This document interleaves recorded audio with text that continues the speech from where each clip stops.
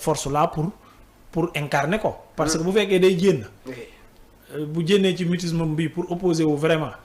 dara wóoru ko ne population bi dañ koy topp. et maintenant bu la population bi toppul. waaw da ngay delluwaat sa ruq. la déclaration de politique générale les questions d'actualité au gouvernement les orientations sur le plan économique ñu doon xaaral ni une personnalité comme Amadou Ba mu dem jàkkaarloo ak le premier ministre Ousmane Sonko sur les questions économiques silence boobu tamit est-ce que du ko un peu affaiblir sur l'actualité politique voilà Ahmed. baax na baaxul.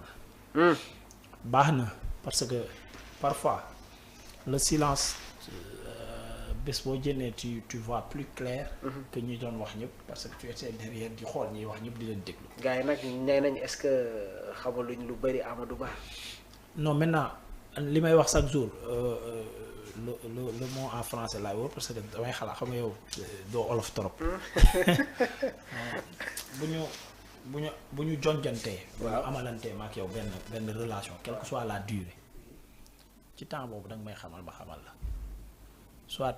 man ma gàtt xel di wax nga noppi di ma seetaan soit ma wax nga fekk si ma si wax ñun ñëpp ñu weeru mais ànd moom fu mu am xamalante am na fa mais pas parce que ni nga def ba xamal ma mooy ba may jëf yaa ngi foon d'accord bi may jëf lan nga def yow en ce moment là surtout koo xamante ne yow mosoo ko seefe moo la seefe parce que la seefe moo la tiim dama naan chaque jour entre le chef et son subordonné wanag la ak étage yaa nekk ci wanag bi mu nekk ci étage bi noo summee koo xam na ko noo soloo xam na ko bi nga summee ko lim gis yëpp moom gis na ko te moom bu summee ko doo ko gis parce que da laa tiim mooy sa patron. donc n'oubliez pas que c'est Amadou Ba qui était le responsable c'était pas eux.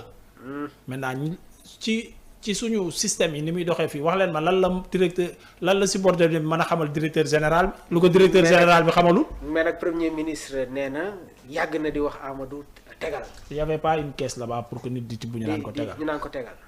Techniquement c'est pas possible. Très bien c'était juste une parenthèse ci wàllu boobu on va rapidement enchaîner avec toujours cette information buy concerner l'ancien président de la République Macky Sall bi nga xamante ne Doris déjà mi ngi préparé li nga xamante ne nag moom mooy sa défense donc au Parlement le parti Pastef a relancé les spéculations sur une possible mise en cause devant la Haute Cour de justice donc après avoir nié ces accusations son excellence l'ancien président de la République Macky Sall passe à l'offensive s'entourant du cabinet français FTMS spécialisé dans les contentieux sensibles à l'international, notamment en Afrique francophone. Donc les avocats sénégalais mandatés restent pour l'instant anonymes, mais ont demandé une copie du rapport de l'inspection générale des finances transmis à la Cour des comptes et mobilisé des experts financiers pour en analyser le contenu rapidement. Foofu rek Ahmed noo ñu si jàngatee parti boobu. waaw xam nga tey jii. Reprends la question s'il te plaît.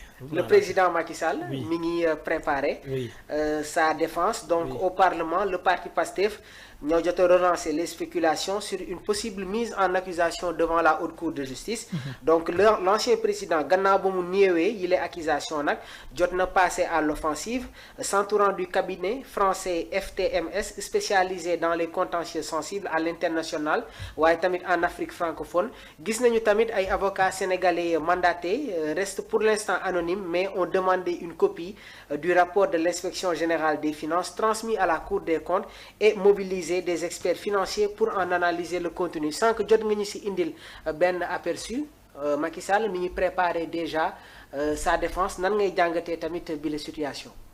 waaw situation boo xamante ne nii c'est très compliqué et je pense que dinañ ci perdre temps bu bari. ndax contexte politique la wala c'est un contexte juridique. non je pense que y a beaucoup plus de. Voilà c'est politico-judiciaire et 98% politique. Politique ah. Oui xam nga dafa am enjeu bu am. ñun on peut dire que ça ne nous intéresse pas et on regarde pas là-bas. D'accord. L'horizon quoi c'est-à-dire l'horizon 2029. ñun boo demee xooluñu ko ñun tey la ñuy nekk di wax ay mbënd di wax naa mais les politiques ñoom ñëpp seen xel ak seen xalaat acte bu ñuy poser horizon 2029 la. Que ça soit Macky Sall que ça soit Ousmane Sonko et son camp que ça soit Barthélémy Diaz whatever. kon jàpp nga ne que l'ancien président mën na defaat un nouveau bond pour la prochaine présidentielle bi nga xamante ne moom la ñuy def. même bu ñëwul il aura son candidat. Il va désigner quelqu'un pour l'APR et il va l'accompagner. D'accord. maintenant pas bu muy teg ak geste bu muy def loolu moo tax maintenant lu tax vaille que vaille mu bëgg setal deram c'est pour pouvoir ñëwaat ou choisir quelqu'un en 2029 loo xam ne du nekk tâche ci waa candidat APR. quel que soit ku muy mënti doon en 2029. maintenant ñii lu tax ñu bëgg coûte que coûte tâche bi nekk fa. mooy que quel que soit alpha APR kii ñëw il sera affaibli par une histoire de ñoom ñoo sàccoon suñu lii ñoo sàccoon suñu laa. lii analyse politique la. oui waa léegi dans l'analyse juridique Ahmed. xam nga juridiquement. oui. c'est des choses yoo xam ne. je vous rappelle l'affaire Hissène Habré ça nous a pris combien de temps. Et c'était pas notre propre affaire. Est-ce que c'est la même chose? Oui, haute trahison, voilà, c'est des enquêtes profondes. C'est-à-dire qu'il peut mën a jël toute une génération ah. toute une génération ñuy enquête ba benn génération ñëw di laajte li xewoon nii lan la ñu ne ko 1900 nangam la woon wala en 2000 nangam. di ko laajte ah des gens majeurs vaccinés dem université dem lépp di gëstu ci histoire bi nga xam ne. saa waay haute trahison c'est pas une mince affaire. man xam pourquoi ñoom ça sonne simple dans ces jeux c'est très compliqué maintenant nag buñ ci demee man lu may demander rek mooy ko ne yoon tëddee njaaxaan njaay et les responsabilités ñu situer ko et il ne faut pas nous faire perdre du temps. D'accord. ñiy jiiñaate aussi man chaque fois loolu laa il faut que yoon mu trouver mécanisme man su ma toogee fi naan Mamour dafa sàcc lii dafa def lii après ñu sonal yoon mobiliser suñuy moyens l'argent du contribuable dem def ci ay enquête après dem gisuñu ci dara man ma ko net di tëdd di nelaw di yeewu di def c'est trop facile. D'accord.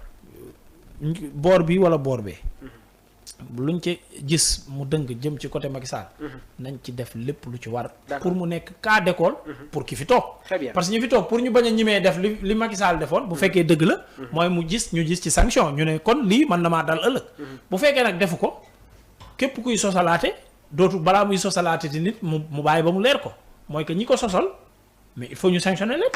D'accord am na solo alors lu ñu joxoon ci ay waxtu daanaka jeex na mais en une minute rek. gis nañu nekk l'Alliance pour la République APR ñoom jot nañu montrer déjà seen soutien ci manifestation bi nga xamante ne ñu ngi koy amal concernant tamit la hausse de l'électricité donc Ahmed marche contre la cherté de l'électricité APR jotoon nañu woote à une participation massive et pacifique. Oui, il faut marche tey bi ñu xam ne du politique. Déjà ñu jënd ci politique. Sénégalais yi ñoo ko moom. Parce que cette histoire là de woyofal moom. Sénégalais yëpp ñoo ko bokk. donc ñoo lànk ñoo am initiative bi mais Sénégalais yëpp war a dem. wuy ji parce que marche bi seen marche la. lu dul rafetlu initiative bi ñu am. boo xam ne man maa ko waroon jël yow wala keneen ak keneen.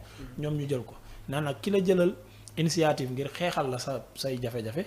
kooku war ngaa dem kàttanal ko dooleel ko pour beneen yoon mu sawar laa yuuxul feneen foo am jafe-jafe. Très bien merci beaucoup Ahmed Ndoye ñu ngi koy jaajëfal bu baax a baax ci voilà di ko dalal fii saa su nekk rek ci DKR 221 dans votre émission Face à l'actu Ahmed maa ngi lay remercier bu baax.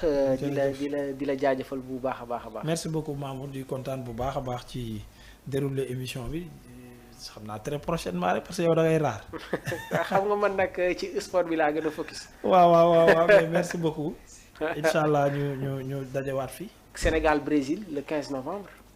oui Sénégal Brésil 15 novembre Sénégal Brésil on commence à avoir l'habitude de le voir ah. Oui. Bon c'est des gros matchs. ay match amical lañ mais match amical yu am capital importance bu mag. cette fois-ci nag c'est le Brésil qui est demandeur c'est pour cela que même sax. ci xibaar yi ma jot démb ci guddi que la Fédé a accepté parce que à chaque fois que le Sénégal doon demander Brésil da leen ko faciliter. moo tax cette fois-ci c'est le Brésil qui en a besoin. parce que ñun boo seetloo ci lu ñu jëm ci Coupe d'Afrique et tout.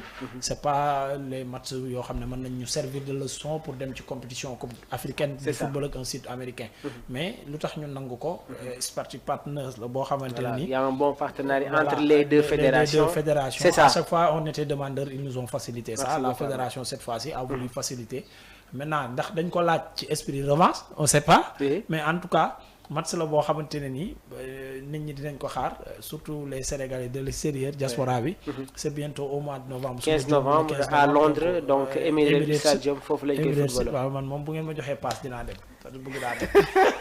ñu ngi lay jaajëfal bu baax Ahmed di leen jaajëfal les fidèles internautes de DKR 221 donc c'était votre numéro face à l'actu mbégte bu yaatu rek la ñuy am saa su ne di jàkkaarloo ak yéen di remercier bu baax a baax la partie technique assurée par Omar Silla restez en compagnie de nos programmes sur DKR 221 excellente fin de soirée.